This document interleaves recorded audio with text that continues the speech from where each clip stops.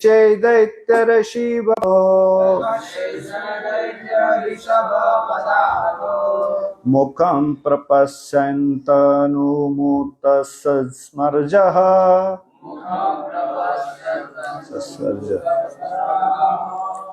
Okay, maybe one of you can recite. Yam yogino yoga samadhina raho. Yam yogino yoga samadhina raho. Dhyayanti linga dasato mumukshaya. Tassai sadaitya risabha padahato. Tassai daitya rishabha padahato. Aprapasya talumgre mutsa sarjaha.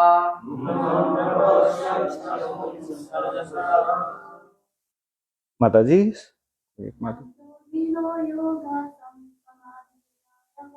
Yam yogino yoga samadhina raho.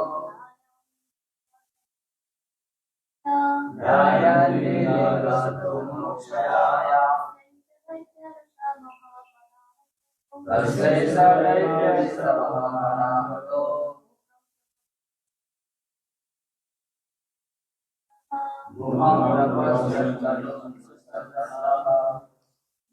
word to word meaning. Yam जिनको, योगिना योगीजन, योग समाधिना योग की समाधि में, रह एकांत में, ध्यायन्ति ध्यान धरते हैं, लिंगात शरीर से, असत मिथ्या, मुमुक्षया मुक्ति की इच्छा से, तस्य उनका, एषः यह, दैत्य दिति का पुत्र, ऋषभः श्रेष्ठ मणि, पदा पांव से, आहत मारा गया, मुखम मुंह, प्रपश्यन् देखते हुए, तनुम शरीर,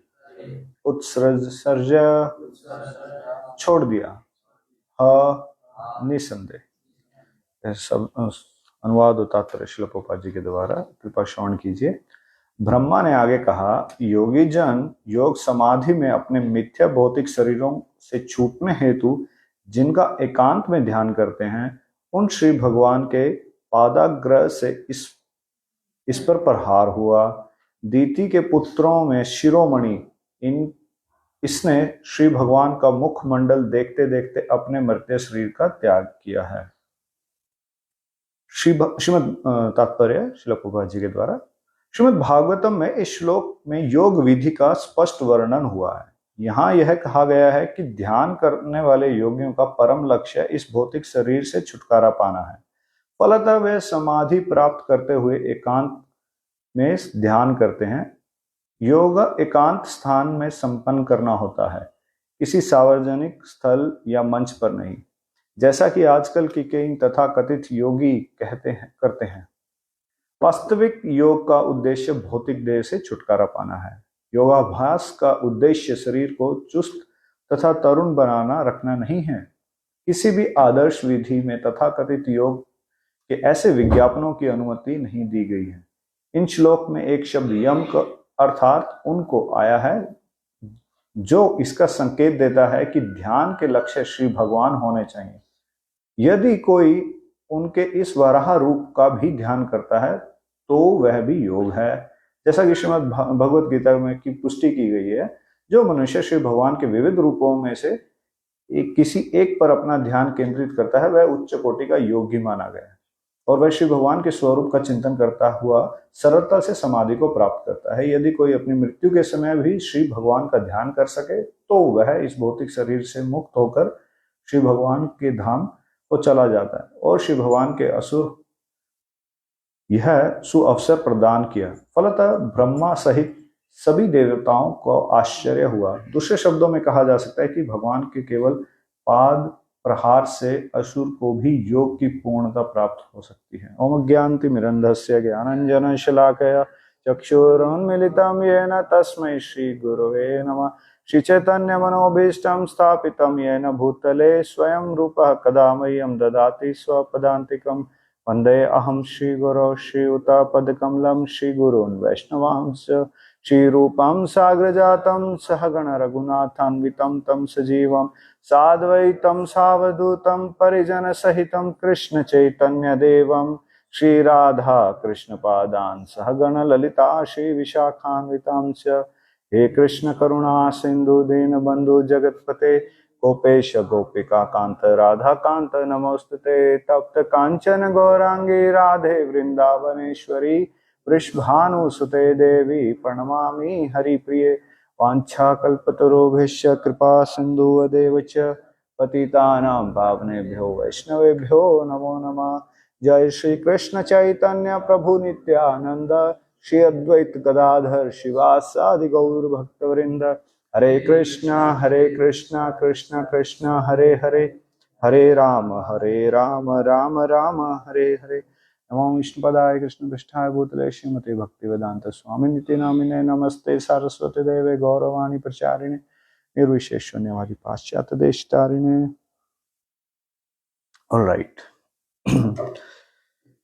तो सब लोगों का स्वागत है आज की भागवतम कथा में। और आप लोग ये मॉर्निंग में रोज सेशन पढ़ रहे होंगे जिसमें असुर का वध हो गया अभी, और इस श्लोक में कुछ खास बातें आई हैं योगी जन बेसिकली। और इसमें आदि नॉट आदि वरा रूप भगवान ने लिया और हिरण्याक्ष का वध किया। आप लोगों ने पहले सुना होगा ये हिरण्याक्ष कहां से आया। कौन था हिरण्याक्ष? ऑप्शन ए नरेंद्र मोदी और योगीनाथ, ऑप्शन 2 बाराक ओबामा और या फिर बिल गेट्स, थर्ड इज जय विजय। जय विजय, अरे बड़ा अच्छा आंसर है, यस। तो जय विजय, तो जय विजय किसके रूप में आते हैं? हिरण्याक्ष और हिरण्यकश्यप, तो दोनों आते हैं। उससे पहले आए थे, ये पहला था। फिर दूसरा उसके बाद कब आए?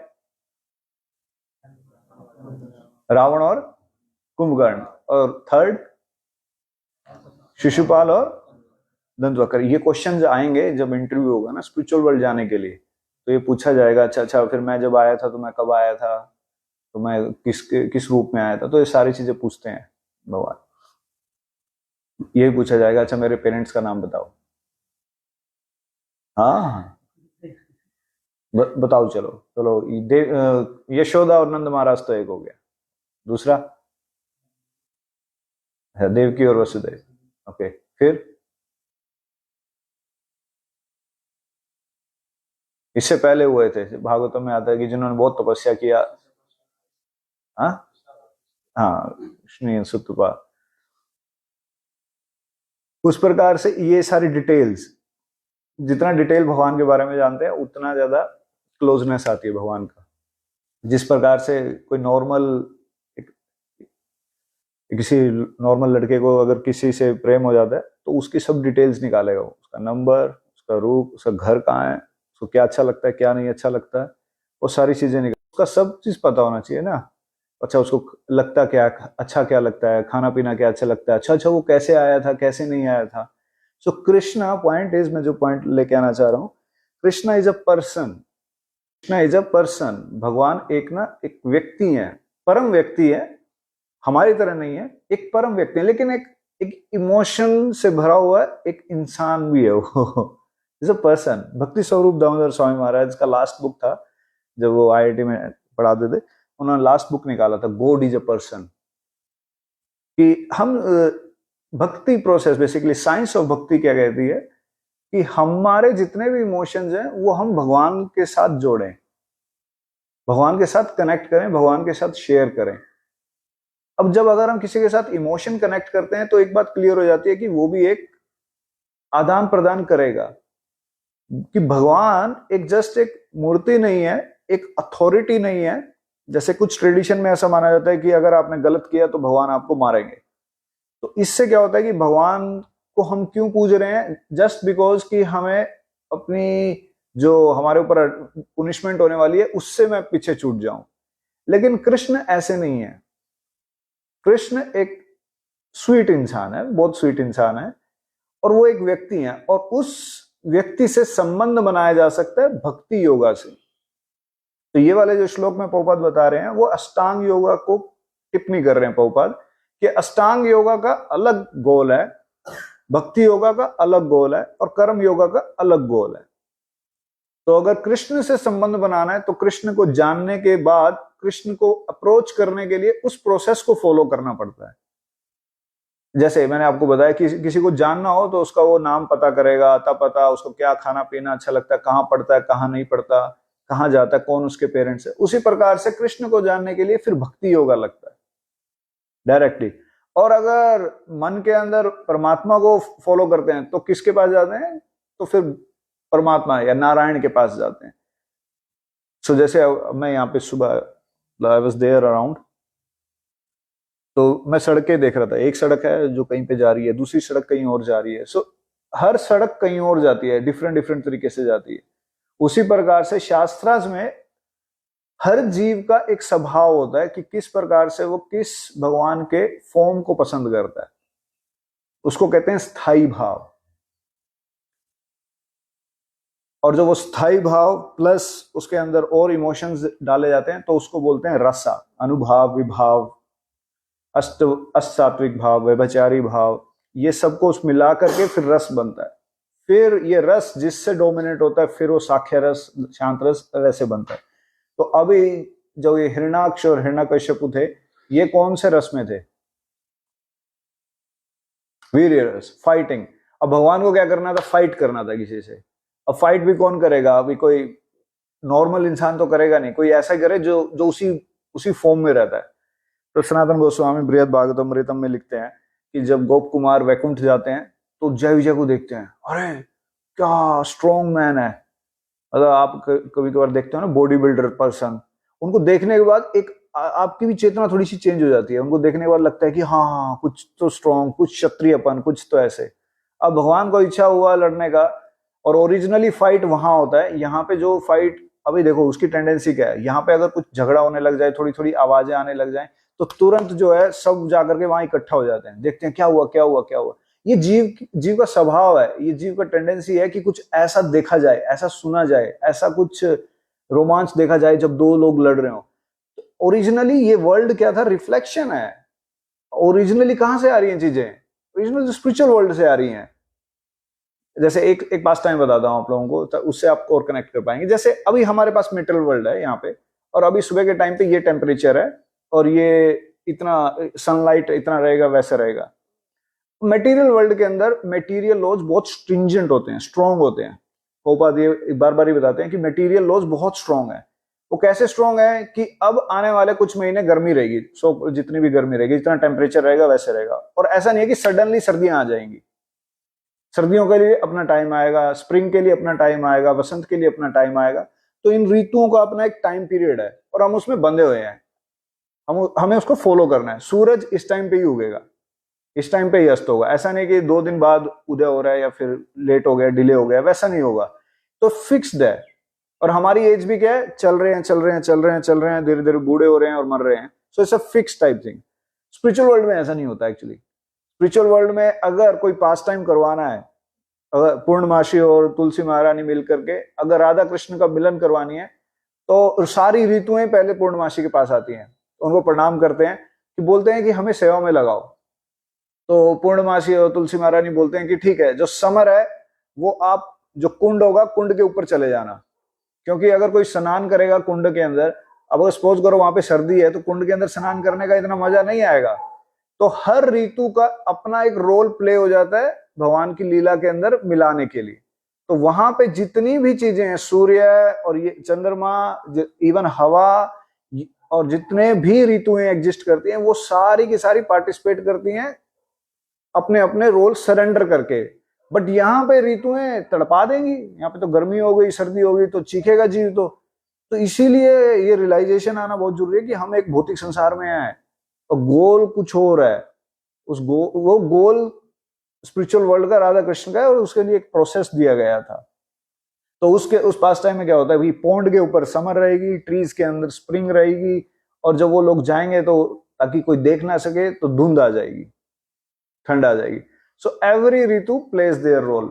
हर एक ऋतु, हर एक चीज का एक अपना एक सर्वेंट रोल रहता है। उसी प्रकार से जब भगवान के अंदर असली ओरिजिनल फाइट का टेंडेंसी था, तो अगर उसको एग्जीक्यूट करने के लिए भगवान ने यहाँ पे किया, तो दोनों लीलाओं में कोई फर्क नहीं होता। जब भगवान नीचे आके भी कोई लीला करते हैं, वो भी दिव्य ही रहती है, लेकिन वो करी भगवान ने थी। तो इसीलिए बाकी जब जो जीव है, जब यहाँ पे कोई ना कोई जीव नॉर्मल भी फाइट करेगा, वो उसकी रिफ्लेक्शन बन जाती है। इसीलिए उसके प्रति आकर्षण होता है कि अच्छा क्या हुआ। लेकिन स्पिरिचुअलिस्ट को ये जानना चाहिए कि ओरिजिनली ये उसकी रिफ्लेक्शन चल रही है, और इस पूरी दुनिया में उसका रिफ्लेक्शन चल रहा है। ओरिजिनल नहीं है ये डुप्लीकेट पिक्चर दिखाई जा रही है हमें। उसका एक प्रभुपाद एक एग्जांपल बताते हैं कि only thing which is real love अगर इस वर्ल्ड में दिखाई देता है, वो तब होता है जब माँ बच्चे को पैदा करती है, और उस टाइम पे जो उनका वात्सल्य रस आता है, वो जस्ट एक रिफ्लेक्शन, एक एग्जाम्पल है। उसके बाद अक्सर प्रेम पलट जाता है। भाई को भाई से क्यों चाहिए रिलेशन? अच्छा, प्रॉपर्टी मिलेगा। अच्छा, फिर उसके बाद कुछ ना कुछ मतलब पक्का ऐड हो जाता है। उसकी वजह से ये रिफ्लेक्शन नहीं रहती। देन इट बिकम ये पूरा एक ओरिजिनलिटी लूज कर देती है। ये एक रिफ्लेक्शन की तरह काम करती है, और इसको सत्य मानना, इसको माया कहते हैं। इसको ये सत्य मानना कि अच्छा ये ओरिजिनल चीज है, नहीं, इसके अंदर से अगर आप स्पिरिचुअल वर्ल्ड को देख पाते हो, सो इसीलिए भगवान प्रभुपाद एक परपट में कहते हैं कि nothing is material, everything is spiritual, depends on how do we see. मतलब ये हमारे पास फोन है, कैमरा है, इस चीज को हम यूज कर सकते हैं किसी स्पिरिचुअल एक्टिविटीज के लिए। इसी कैमरे और माइक्रोफोन से हम यूज कर सकते हैं डीजे पार्टी के लिए। सो हम किस पर्पज के लिए यूज कर रहे हैं इसको, ये बहुत मैटर करता है। सो पॉइंट इज कि जो हिरण्याक्ष और हिरण्यकश्यपु का जो फाइट है, ये एक रस है, वीर्य रस को लेके आता है, बट ओरिजिनली यही रस था। उसके बाद जो यहाँ पे रस हो रहा है वो इज ए टेम्परेरी, और इसके थ्रू जो बेसिकली ये लीला बताई जा रही है कि किस तरीके से फाइट होता है, और हिरण्याक्ष मर जाते हैं और ये फिर वापस जाते हैं। फिर अगेन तीन वरदान मिलते हैं, तीन को ऑप्शन दिया जाता है। जब 4 कुमार गेट पे जाते हैं तो इनका फाइट हो जाता है, इनको अलाउड नहीं किया जाता। होता है ना कई बार जन्माष्टमी पे भी, कई बार आप कोई सीनियर डिवोटी आ जाए तो सिक्योरिटी गार्ड को तो बस ये बोला गया था कि रोकना है, तो किसी को भी रोक देता है वो। तो वो पता नहीं, जानता नहीं हूँ कौन हूं मैं, तो ऐसा भाव आ जाता है। तो उसी प्रकार से करवानी तो भगवान ने लीला थी, तो उनको अरेंज कर दिया ऐसा। तो जब चतुष कुमार गए ऊपर, तो जय विजय कहते हैं, भाई कौन हो, कहाँ जा रहे हो? कहते जानते नहीं हो, हम लोग ब्रह्म ऋषि हैं। और दे हैड अ फाइट। कहते आप लोग लायक ही नहीं हो सिक्योरिटी गार्ड बनने के, गो टू मटेरियल वर्ल्ड, नीचे जाओ आप। तो भगवान बाहर आते हैं, भगवान बाहर आकर शांत करते हैं सबको। पहले तो स्माइल करते हैं जय विजय को, और फिर 4 कुमारों को मिलते हैं। Don't worry. अब देखो भागवतम बताती है इसको, विश्वनाथ ठाकुर बताते हैं पहले उनको क्यों स्माइल किया। क्योंकि एक्चुअली सपोज करो जब 2 लोगों की गलती होती है ना, अगर 2 अथॉरिटी आए तो पहले जिसको मिलेगा वो सेफ है दूसरे को जो मिलेगा उसको समझाया जाने वाला है। तो उनको जब देखा गया, क्योंकि ये मेरे पर्सनल है ना, भागवतम बताती है कि अगर जय विजय मुझे इतने पर्सनल, मतलब they are very close to me, मतलब मेरा हाथ चला जाए कोई बात नहीं, लेकिन जय विजय नहीं जाने चाहिए। और ये रिलेशन होता ही है, मतलब इवन गुरु और स्पिरिचुअल मास्टर, गुरु और शिष्य में भी, कि अगर शिष्य कुछ गड़बड़ भी कर दे कोई बात नहीं, वो मेरा शिष्य है ना। तो ये थोड़ी ना कि एक सेवा गलत हो गया तो शिष्य गुरु छोड़ देता है, नहीं, गुरु हमेशा अपने पास रखता है। और इसके लिए एक क्वालिटी जरूरत पड़ती है शिष्य के अंदर, उसको कहते हैं शरणागति। अगर शिष्य शरणागत है तो गुरु कुछ भी संभाल लेगा उसका। अगर गुरु शिष्य शरणागत नहीं है तो अगर वो सही भजन भी कर रहा होगा वो भी एक्सेप्ट नहीं कर पाता है। देखो कितना फर्क है शरणागति होने से। शरणागति है आप कुछ कांड करके आ जाओ, कोई दिक्कत नहीं, गुरु संभाल लेगा। लेकिन अगर शरणागति नहीं है, बहुत पॉजिटिव नंबर बना रहे हो, बहुत सब कुछ भजन डंके की चोट पे चल रहा है, सब कुछ हो रहा है, बट प्रेम नहीं है, तो फिर गुरु को लगता है कि आर्टिफिशियली अभी दिखाने के लिए सब कुछ कर रहा है, सब नंबर बना रहा है अपने सो उसके अंदर वो प्रेम नहीं जगता है। तो हमारा उद्देश्य बेसिकली ग्रेट डिवोटी बनना नहीं होता है, एक सिंपल और कमिटेड सीरियस डिवोटी बनना होता है। ग्रेट डिवोटी मतलब ये क्रेडेंशियल, ये कर दिया हमने, वो कर दिया, यस ये भी जरूरी होते हैं एक पॉइंट ऑफ टाइम पे, बट इससे भी इंपॉर्टेंट होता है भाव, किस भाव से हम अपने गुरु को अप्रोच करते हैं। तो जब जय विजय को भगवान ने देखा तो भगवान ने स्माइल किया, कहते कोई बात नहीं, मतलब इंटरनल मीनिंग ये था, विश्वनाथ जी ठाकुर बताते हैं, कहते कोई बात नहीं, कुछ नहीं हो। और उनको फिर देखे कहते आई एम सॉरी, आप लोगों को ऐसा हो गया। अब यही होता है, जब कोई सेकेंडरी पर्सन होता है उनको हम फॉर्मेलिटीज से डील करते हैं, बट जब अपने पर्सन होते हैं उनको बोलते हैं तुम साइड में हो जाओ, अपने को संभाला जा सकता है, बट बाहर वालों को थोड़ा फॉर्मेलिटी से।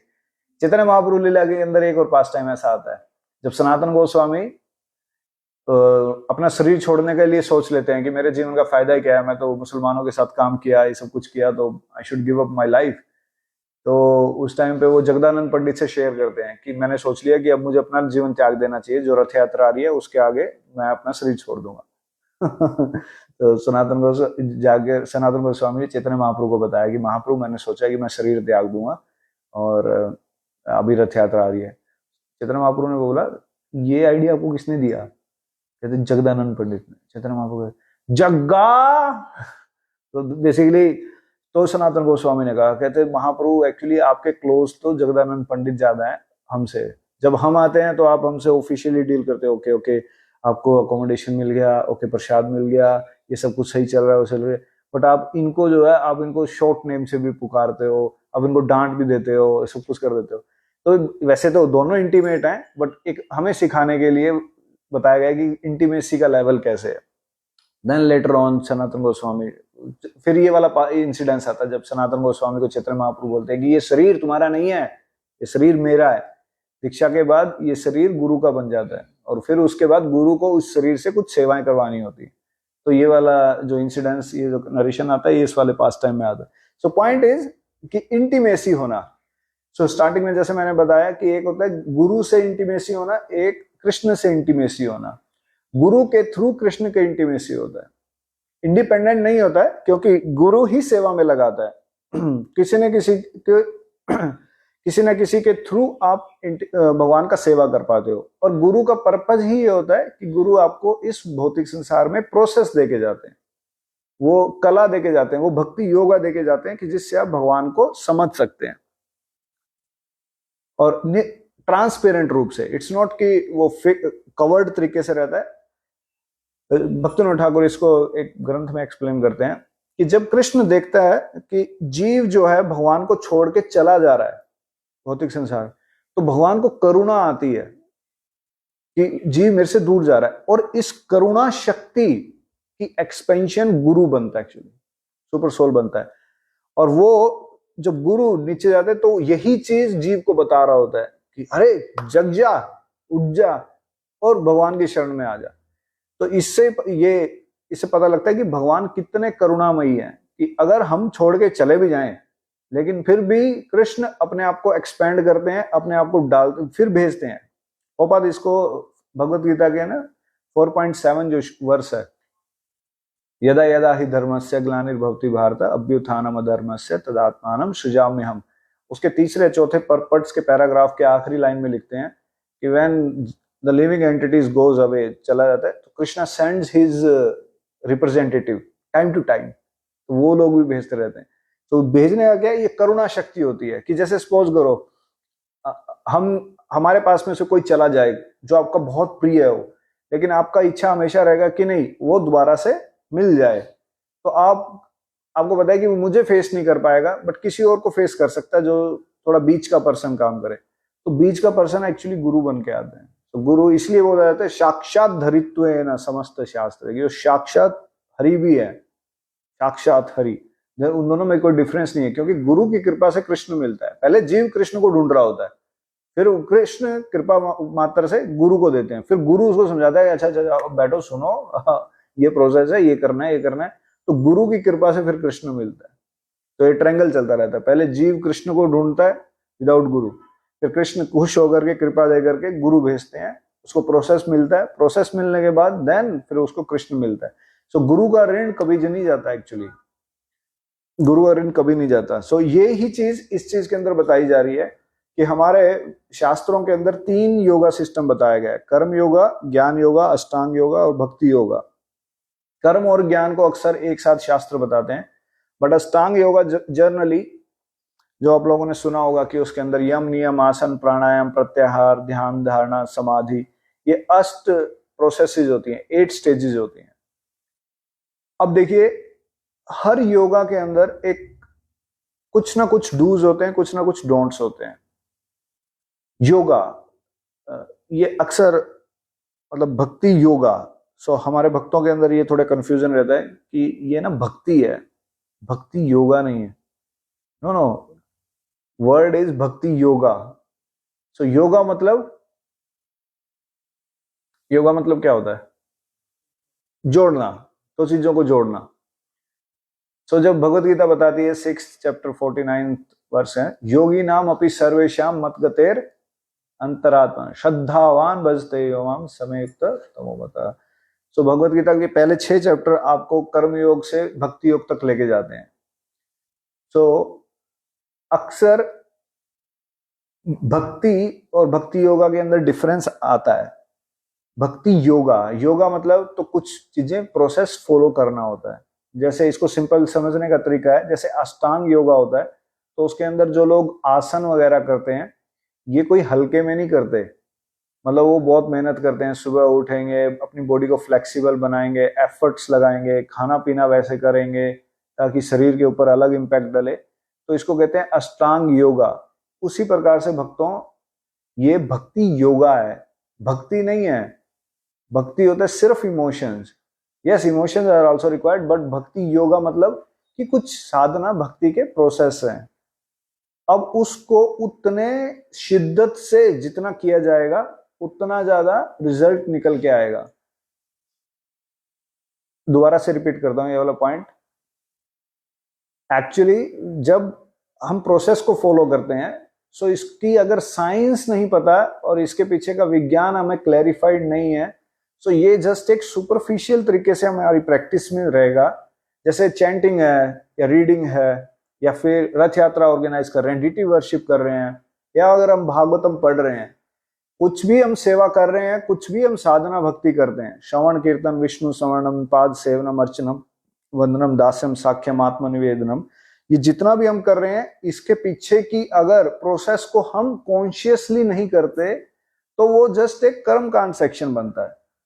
और उसी प्रोसेस को अगर हम इसलिए करते हैं कि ताकि मुझे कुछ प्रॉफिट मिल जाए और मुझे भी कुछ उसमें बेनिफिट मिल जाए, तो ये कर्म योगा बन जाता है, इवन भक्ति योगा का। और अगर मुझे लगता है कि मैं जस्ट एक शास्त्र पढ़ लूं और उसमें ज्ञान ही ज्ञान ले लूं, कोई कार्य नहीं करूं, तो ये ज्ञान योगा बन जाता है उसके। और अगर मैं स्ट्रिक्ट डिसिप्लिन फॉलो करूं, ये नहीं करना वो नहीं करना, ये अष्टांग योगा बन जाता है भक्ति योगा के अंदर। But pure bhakti yoga is different what we think in the beginning. So pure bhakti yoga is meant for pleasing Krishna, pleasing Radha Krishna. So उसके साथ में फिर ये सब दूर हो जाता है कि हाँ उसमें मेरा प्रॉफिट क्या आ रहा है, नहीं, और मैं अपने लिए कुछ सोच रहा हूँ, नहीं। यही चीज प्रभुपाद इस परपट में बार बार ही बता रहे थे कि एक्चुअली योगी, कर्म योगी, ज्ञान योगी, अष्टांग योगी में और भक्ति योगी में दोनों में एक डिफरेंस है। क्या डिफरेंस है कि बाकी योगा सिस्टम में जीव अपने बारे में सोचता है कि मेरा क्या फायदा है, मुझे क्या मिलेगा, अच्छा मुझे मुक्ति मिलेगी तो मैं कृष्ण का भजन करूंगा। तो अब इसमें दिक्कत क्या है कि जीव सोच रहा है मेरा क्या बेनिफिट है, मुझे मुक्ति चाहिए। उसमें कृष्ण को क्या चाहिए, कृष्ण को क्या नहीं चाहिए, वो बात की बात है। जैसे यशोदा माई कृष्ण के पीछे भाग रही हैं और कृष्ण रो रहे हैं और छड़ी से डर रहे हैं, और एक तरफ है जहां दुर्योधन है, दुर्योधन ने 56 भोग ऑफर करे और भगवान खुश हो रहे हैं देख के उसको। तो बताओ प्रेम किसका है, यशोदा माई का या दुर्योधन का? यशोदा माई का। अब भगवान आर्टिफिशियल तो वहां पे रो रहे हैं लेकिन डर के भाग रहे हैं, नहीं, बट कृष्ण की संतुष्टि के लिए, क्योंकि वो प्रेम बीच में डला हुआ है। वो प्रेम नहीं था तो प्रेम से तो अभी वो 56 भोग दुर्योधन खिला रहा है, बट क्या अभी लिया क्या भगवान ने? कहते नहीं, इसमें प्रेम नहीं है, आर्टिफिशियली उसको दिखा रहे हैं तो नहीं रहेगा। तो एक बार क्या होता है, एक पास टाइम बताता हूँ, ये आदिवरा का ये वाला जो चल रहा है। तो ब्रज के अंदर ना एक जगह है, उसका नाम है आदिवरा घाट। जब आप मंदिर जाते हैं ना, इस्कॉन मंदिर जाते हैं, उसके पास में एक जगह पड़ती है कृष्ण बलराम ट्री और ये वाला जो पड़ता है, तो उसके आगे एक जगह पड़ती है आदिवरा घाट। सो ये वो जगह है जहां से एक्चुअली ओरिजिनली जितने भी अवतार हैं, जितनी भी नदियां हैं, जितनी भी चीजें हैं, जितने भी धाम है, वो सारे ब्रज से बाहर निकलते हैं। एक्चुअली ब्रज की एक्सपेंशन होते हैं। इवन की आदि बद्रीनाथ, केदारनाथ, ये जितने भी, इवन हरिद्वार और ये जितने भी एक्सपेंशन है, और जितने भी अवतार हैं वहां से आते हैं। तो एक बारी क्या होता है, कृष्ण अपने दोस्तों के साथ, गोप सखाओं के साथ गायें चराने जाते हैं। तो ब्रज के अंदर जो वृंदावन वाला जो फॉरेस्ट है, इसके अंदर मैक्सिमम पास टाइम्स होते हैं। तो उसके अंदर, अब वृंदावन के अंदर भी क्या होता है, छोटे छोटे फॉरेस्ट होते हैं, उनको बोलते हैं उपवन, छोटे छोटे फॉरेस्ट, उपवन। तो उसमें से एक उपवन होता है गोचरण उपवन। तो आदिवारा घाट से लेकर के गौ घाट तक का जो जगह है वो उपवन माना जाता है, गोचरण उपवन। जैसे आप लोगों ने नाम सुना है निधिवन, तो ये उपवन है एक्चुअली, ये फॉरेस्ट नहीं है एक अपने आप में, ये वृंदावन का एक छोटा सा पार्ट है। निधिवन या निकुंजवन, सेवा कुंज, ये सारे सारे छोटे छोटे फॉरेस्ट है। और इसका सेंटर बनता है जहाँ पे गोविंद देव प्रकट हुए थे, वृंदावन का सेंटर पार्ट वो बनता है। और फिर उसकी एक्सपेंशन है, जहाँ पे हमारा आज टेम्पल है इस्कॉन का, वृंदावन का, वो भी एक उपवन के अंदर आता है। तो अभी भगवान एक दिन गोचरण के लिए जाते हैं, तो फ्रेंड्स उनको बोलते हैं, गोप सखा एक कान में आके बोलता है कि कृष्ण एक्चुअली ना यहाँ पे गोपीज आई हुई हैं पानी भरने के लिए यमुना के ऊपर, और राधा रानी भी आई हुई है। कहते हैं अच्छा। तो भगवान क्या करते हैं, बहाना मारते हैं गोप सखाओं, कहते वो जो गायें यहाँ चली गई है ना, उनको लेने चाहता हूँ, तुम लोग इन गायों को चराओ इतने। तो भगवान कृष्ण वहां से छुट्टी लेकर के चले जाते हैं और फिर पेड़ों के वृक्षों के पीछे जाकर के छुप जाते हैं। तो पहले तो वो ऐसे एक्ट करते हैं कि जैसे उनको कोई देख नहीं रहा होता, और गोपीज को पता लग जाता है कि हाँ वो आ गए हैं लेकिन छुपे हुए हैं, तो वो भी इग्नोर कर देते हैं। तो लीला के अंदर और रस बढ़ जाता है। अब उनको पता है कि वो आ गए हैं बट देख नहीं रहे, तो अब थोड़ा क्लाइमेक्स बढ़ गया है ना। तो कृष्ण को कुछ ना कुछ तो करना पड़ेगा कि जब सामने आए ताकि नोटिस करें, कुछ तो करें। तो गोपीज पानी भर करके मटका रख ऊपर सिर पे रख के चलने स्टार्ट कर देती हैं। तो अब कृष्ण को फिर कमेंट करते हैं, कृष्ण कहते अरे देखो कितने सुंदर लग रहे हो मटका लेके जाते हुए। तो राधा रानी पीछे मुड़ती हैं, कहते क्या कहा। तो कृष्ण कहते मैंने आपको नहीं कहा, मैंने बाकियों को भी तो कहा है, बाकी लोग भी तो हैं। तो फिर सभी के सब पीछे मुड़ते हैं। तो कहते कृष्ण कभी तुमने मटका उठाया है। तो कृष्ण कहते हैं अच्छा मटका। कहते मटका नहीं, मैंने तो पूरा पृथ्वी उठाया है। कहते अच्छा पृथ्वी कब उठाया तुमने। कहते अच्छा दिखाऊं, मैंने एक रूप लिया था उसमें मैंने पूरा पृथ्वी उठाया था। कहते अच्छा दिखाओ।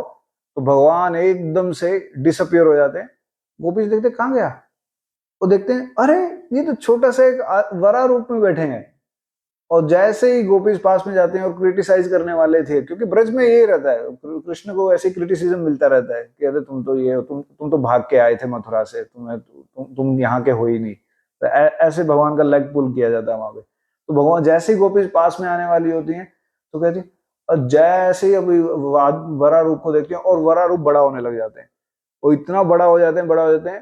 फिर गोपीज देखती हैं कि अच्छा वरा रूप ये है, और वरा रूप के टस्क के ऊपर उन्होंने पृथ्वी को रखा हुआ है, और पृथ्वी के अंदर वो देख पा रही हैं कि उसके अंदर एक व्रज है, व्रज के अंदर वो कृष्ण को देख रही हैं, और ऐसे उस व्रज के अंदर राधा कृष्ण ऐसे देख रहे हैं। तो अंदर जैसे यशोदा माई को दिखाया था मुंह के अंदर यूनिवर्स, उस यूनिवर्स में देख रही हैं कि अच्छा वृंदावन में दिख रहे हैं और यशोदा माई और कृष्ण खड़े हैं, और उसके अंदर देख रहे हैं कृष्ण और यशोदा माई खड़े हैं।